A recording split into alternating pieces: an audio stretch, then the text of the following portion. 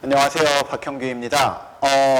이제 오늘부터 통신 수업을 시작하게 되는데 이제 2학기네요. 우리 2학기 수업에 대해서 하기 전에 우리 기존에 배웠던 거 한 번만 정리하고 넘어갈 건데요. 여러분 제 화면이 조금 바뀌었죠? 이거 화면 일부러 좀 바꿔봤거든요. 어때요? 괜찮나요? 우리가 전에 했을 때는 제 얼굴이 좀 작게 나오고 화면도 좀 글씨가 작아서 이번에 글씨 좀 키우고 그 다음에 글씨도 너무 안 써져가지고 전자칠판만 가지고 수업을 해보려고 합니다. 그리고 웬만하면 자료들은 제가 직접 이야기하는 거나 아니면은 여러분 여기 학습 자료로 최대한 해보려고 해요. 뭐 물론 안 되면 보여주겠지만 해서 일단 이렇게 수업을 진행을 해보려고 하니까 한번 같이 잘 따라와 주셨으면 좋겠습니다.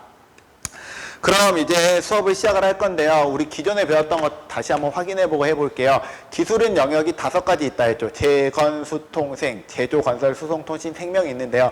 그 중에 제조랑 건설은 1학년 때 배웠고요. 수송, 통신, 생명은 3학년 때 배우는 건데 수송과 생명은 전에 배웠죠. 1학기 때. 그래서 지금 배운 영역, 통신이라는 영역이에요.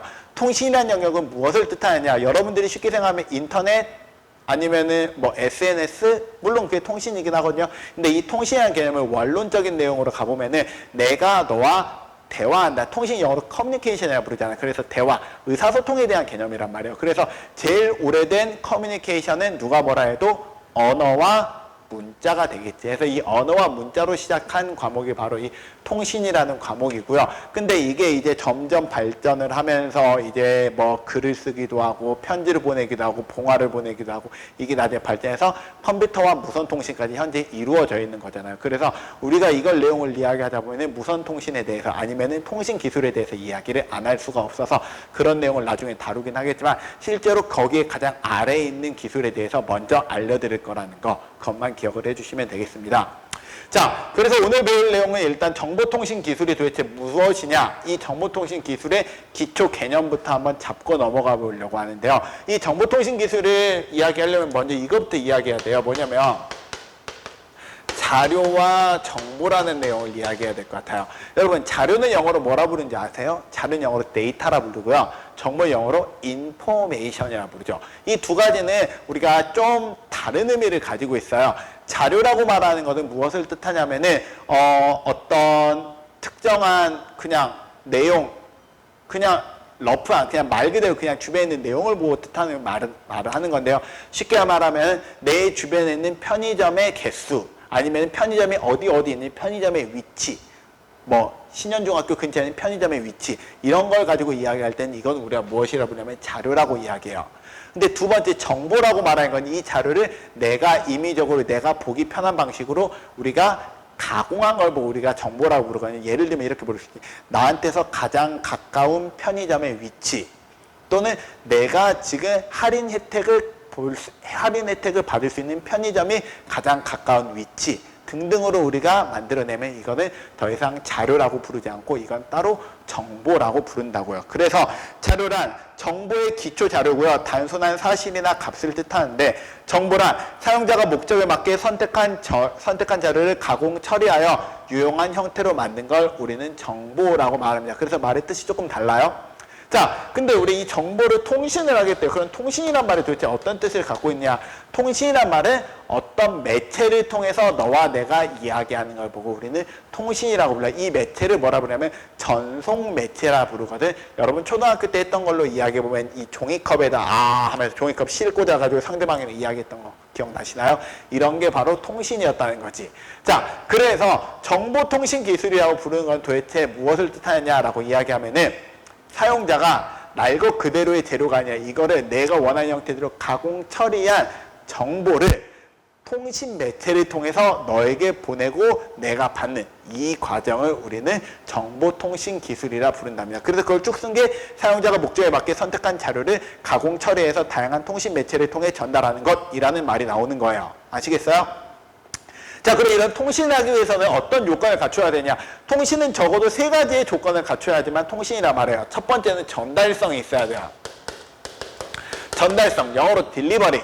이게 무슨 말이냐면 정확하게 너한테 전달이 돼야 된다는 거야. 내가 A라는 사람이 B라는 사람에게 원하는 메시지를 보내고 싶은데 이상하게 C에다 전달되면 안 된다라는 거지. 그래서 내가 원하는 목적지로 정확하게 전달이 되는 걸 우리는 전달성이라 부른답니다. 두 번째, 원하는 목적지에 그냥 전달이 되는 게 아니라 필요한 내용을 정확하게 전달해야 되겠지. 이걸 정확성이라 불러요. 예를 들어서 너 오후 6시에 운동장으로 나와 라고 말을 한다. 그러면 이게 내용이 오후 6시라고 말했는데 오전 6시라고 들리면 안 되고 운동장이라고 말했는데 아파트 놀이터다 라고 말이 나오면 안 되겠지. 그래서 정보가 변형이 없이 정확하게 전달이 되는 게 두 번째로 중요한 내용입니다. 세 번째로 중요한 내용은 적시성이라 불러요. 적시성. 적시성이라 부르는 건 뭐냐면은 정보가 주어진 시간 내에 너에게 전달이 돼야 된다는 거예요. 이게 되게 중요한데 예를 들어서 아까 말했던 것처럼 정보가 6시까지 운동장으로 나와라고 말했는데 그 전달이 오후 8시에 전달이 된다고 해봅시다. 그러면 이거는 통신을 할 때 문제가 있겠지. 정보가 그 시간에 전달되면 그 사람이 그걸 가지고 이용을 할 수가 없는 거잖아요. 그래서 정확한 시간 내에 전달이 돼야 된다는 점이 마지막으로 중요한 사항입니다. 그래서 통신이라고 말하는 건 이 세 가지를 갖추어야 되고요. 그럴 때 통신을 하다 보면은 반드시 통신은 5가지의 요소를 갖추게 된답니다. 이 통신의 5가지 요소에 대해서 안내를 해드릴게요. 통신의 5가지 요소.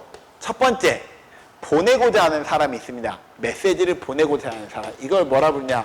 송신자라 불러요. 메시지를 보내고 싶은 사람. 영어로는 sender. 두 번째, 보내고자 하는 내용이 있어요. 예를 들면 6시 운동장. 이걸 뭐라 부르지? 메시지라 부르지. 메시지. 그 다음 이 메시지를 받고자 하는 사람이 있겠지. 받고자 하는 사람을 수신자라 부르겠지. 그래서 지금 이야기해보면은 송신자와 수신자가 메시지를 주고받게 되는데요. 메시지를 주고받게 되려면 뭐가 필요할까요? 우리가 주고받을 수 있는 전달 매체가 필요하겠지. 이 전달 매체가 예를 들어서 우리가 선으로 연결했으면 선이고 전화로 했으면 통신망이 될 거고 아니면 직접 가거나 아니면 어떤 사람 시켜서 야 갔다 와 라고 말했으면 그 사람이 통신 매체가 되겠지. 이걸 우리가 다른 말로 뭐라 부르냐면 전송 매체라 부른답니다. 다시 한번 말할게요. 전송 매체, 미디어라고 부르는 게 이걸 뜻해요. 전송 매체가 우리가 보내고자 하는 메시지를 전달할 수 있는 경로라고 이야기하면 됩니다. 마지막으로 서로가 통신이 되려면 우리가 서로가 사전에 생각해 놓은 규칙이라는 게 있어야 됩니다. 왜 규칙이라는 게 필요하냐면 일단 우리 규칙은 이런 게 있겠지. 너와 내가 둘 다 한글을 알아들을 수 있어야 한다. 두 번째, 내가 운동장이라 하는 말은 이 운동장이 우리 학교 운동장인 걸 누구나 알아야 된다. 세 번째, 오후 6시라고 말할 때 대한민국 표준시를 기준으로 해야 된다. 이런 것들이 우리 모두 다 사전에 합의하는 사항일 거 아니야. 이런 걸 우리가 뭐라 부르냐면 이 전체의 규칙이라 이야기합니다. 규칙. 영어로 프로토콜. 그래서 우리가 통신을 하기 위해서는 이렇게 5가지의 요소가 들어가게 됩니다. 5가지 요소 다시 한번 보여드릴게요. 송신자, 수신자, 메시지, 전송 매체. 전송 매체예요. 그 다음 마지막으로 규칙이 있답니다. 여기 정이라 쓴 것 같은데 전인데 전송 매체. 자, 그래서 여기까지 이야기했으면 우리가 이거 내용을 좀 정리를 좀 해보자면은 내가 여러분들하고 한번 통신 한번 해볼까요? 이렇게 한번 통신을 해봅시다. 내가 지금 손이 있잖아. 이 손을 가지고 통신을 지금부터 시작해 볼 건데요. 이 오른손은 가지고 내가 오른손을 들고 오른손이 특정한 우리가 손가락으로 무언가를 가리키면 이거는 숫자를 읽으라는 거예요. 이렇게 하면은 1, 2, 5, 3. 아시겠어요? 이게 프로토콜이야. 자, 두 번째, 왼손을 가지고 이야기하면은 이 왼손은 뭐냐면은 묵지바로 이야기할 거야. 묵, 바, 지. 아시겠어요? 한번 이 2가지를 가지고 한번 우리가 서로 통신을 한번 해보겠습니다. 자, 2, 지, 0. 무, 3, 빠, 5, 빠, 5, 빠. 느낌 아시겠나요? 우리가 지금 서로 이렇게 하면 서로 통신한 거예요. 이거 절대로 내가 여러분들에게 오빠라는 소리 듣고 싶어서 하는 게 아니라 그냥 좀 웃자고 한 내용이고요. 우리가 지금 이 통신했던 내용을 잘 한번 봐보면은 너와 내가 지금 통신할 때 무엇이 필요했는지 우리가 한번 이야기해 보자고요. 나는 메시지를 전달하는 사람. 그러니까 나는 뭐지? 나는 송신자. 너는 메시지를 받는 사람. 그러니까 너는 뭐지? 수신자. 너와 내가 서로 주고받은 메시지는 오빠였고요. 그 다음에 이거를 오빠라고 부를 수 있었던 이유는 뭐였냐면 우리가 사전에 이야기한 규칙이 있었기 때문에 그렇죠. 이 손을 숫자, 이 손을 묵지바라는 거지. 마지막으로 너와 내가 통신을 할 수 있도록 통신의 전속 매체는 뭘까? 핸드폰과 핸드폰 사이를 연결해주는 무선 통신 기술이 되겠지. 그래서 우리 이거를 사용하면 너와 내가 통신을 할 수 있다라고 표현을 해줄 수 있습니다. 자, 오늘 내용 여기까지만 할 거예요. 우리가 이 밖의 내용들에 대해서 이제 앞으로 이제 수업을 할 때 좀 수업 내용을 좀 많이 간략하게 줄여보려고요. 전에는 수업을 할 때 수업 내용이 한 30분에서 35분 사이가 나왔던 것 같은데 그렇게 하다 보니까 보는 사람도 굉장히 피로해지고 제가 찍고 있는데 여러분들이 이 내용에 대해서 더 정확하게 알았나 좀 의문사항이 많이 들어서 수업 내용을 좀 많이 줄이고 이 줄인 내용에 조금 더 엑기스만 뽑아가지고 여러분들에게 전달하려고 노력을 해볼 테니까 다음 시간에도 한번 즐겁게 만났으면 좋겠습니다. 수업 끝! 안녕!